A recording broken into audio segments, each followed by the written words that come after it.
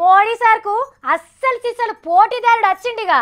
ముసలితనం మీద పడుతున్న గాయననే టెక్నాలజీని మామిడి పండ్ల రసం పీల్చి పీల్చి తాగినట్టు వాడుతుంటే 44 ఏళ్ల యూత్ పిల్లగాన్ని నేనెందుకు వాడద్దు అని గీసార్ డిసైడ్ అయ్యిండు. లేటుగా అయినా లేటెస్ట్గా పిట్టగుట్ల కొత్త గూడు కట్టుకొని అభిమానులు అనే ఆస్తిని సంపాదించుకుంటుండు. కాంగ్రెస్ వయసు పిల్లగాడు రాహుల్ గాంధీ సార్ కూడా ఓ పిట్టెగూడు కట్టుకున్నాడు. ఇక అందులో పెట్టిన మొదటి గుడ్డు మన తెలంగాణ ముచ్చట్నే.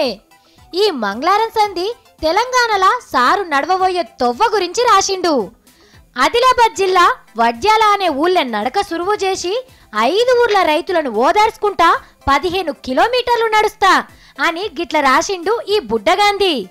ట్విట్టర్ ఖాతా చాలు చేసిన జర్రసేపట్కే 31,000 మంది సారెమ్మట పడ్డరు.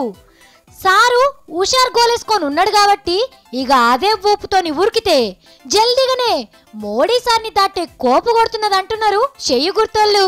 ఇక వీళ్ళిద్దరి నడుమిట్లా పోటీ ఎట్లా నడుస్తుందో చూడాలే.